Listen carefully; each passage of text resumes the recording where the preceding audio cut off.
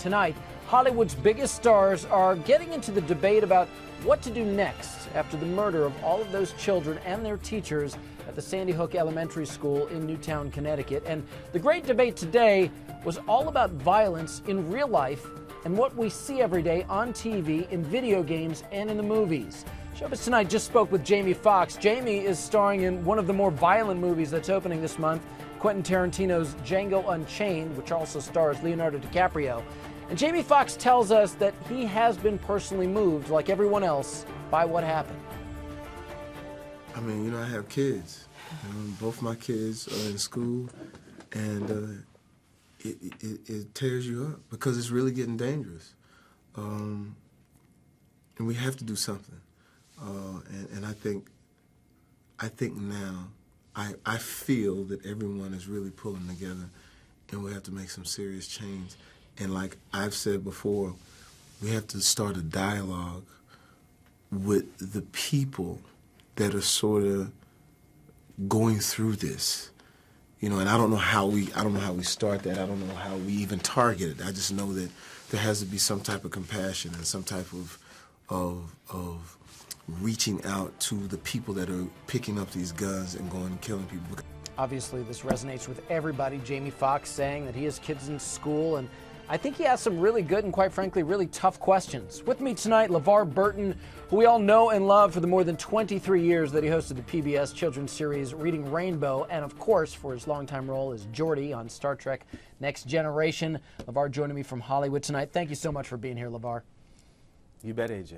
So many people, LeVar, feeling like Jamie, feeling hopeless today, but they want to see change so desperately. To Jamie's point, everyone wants to get the wheels turning already, to stop the senseless violence, but it seems like as much as everyone talks about it, LeVar, nothing ever really seems to get done about it. How do we change that? Well, I think that one of the things I personally feel that I'm experiencing is a real sea change in people's attitudes. You know, we didn't get the Brady Bill until John Hinckley took a couple of shots at President Reagan. And it was that incident that really sparked the impetus, the will to get that law passed. So I think that we're at a real a moment of opportunity here. And it seems like there's a lot of support for, as what Jamie said, whatever our response is, it has to be from a place of compassion. And I think that as the President and Senator Feinstein and others are about to introduce and really seriously consider legislation, and then the other side of the equation, you know, it's really time for us to talk about not mental illness, but mental wellness in America, and how many of us know someone or have, you know, issues ourselves. We are all in this country stressed to the max, and I don't think that anyone would disagree that mental wellness is an issue that we really need to address in this culture that we've created in America, where we work so hard, and then a lot of our play is associated with, you know, with violence as represented in professional athletics and the like. We really have to take a look at our culture and make some decisions as to whether or not we want to make some adjustments as to how we get on. And I think that may actually happen, because it does seem like more than ever we are talking about that. We're having that conversation more than I recall hearing it in the past. But something that I heard a lot today, I'm sure you did as well, and quite frankly we hear it every time there is some kind of a violent tragedy, people suggesting that violent movies like Django Unchained just desensitize us to senseless violence. So Showbiz Tonight just spoke with Quentin Tarantino. He directed Django Unchained, and we asked him if he understands why people are, you know, pointing fingers at the movies like the movies he makes. Watch what he told us. Yeah, I mean, it's just a horrible tragedy. I mean, what, you know, what are you going to say about it? I mean, it's just, it's horrible. But yeah, at the same time, no, I don't think it has anything to do with that. But this has gone back all the way down to Shakespeare's days. All right, when there's violence in the street, you know, the cry becomes blame the playmakers. And, you know, I think that's a very facile argument to pin on something that's so real-life tragedy. Yeah, so Tarantino being very clear with his thoughts there. He doesn't feel that the movies bring on this kind of violence. What do you think, LeVar? Do you think it's basically ridiculous to blame fictional violence, to blame the video games, to blame what we see on television, or does it have a place in the conversation?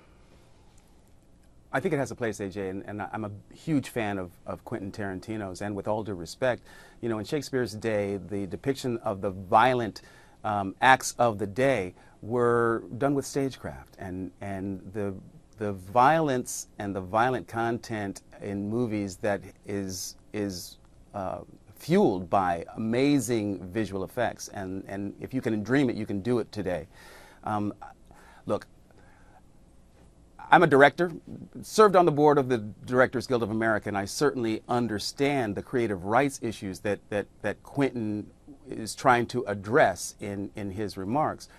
However, as a producer myself, I take complete responsibility for that which I produce. In a free market economy, there's room for everything, but I do believe that there is a link between that which we consume as content, as entertainment, and how it shapes our belief systems about the world. So is it a facile argument? I don't think it's not fair to say it's all video games and it's violence in movies, but it is a part of the culture that we have created in this country that we really, again, I think this is an opportunity for us to really take a look at. I'm not condemning anybody for anything that they've ever made of a violent nature. I've been in violent movies myself. There are very violent images in Roots. And that's not the issue. How this has become such an inherent part of our lives, violence in America, and how we deal with it going forward. That's the conversation that I think this country is trying to have.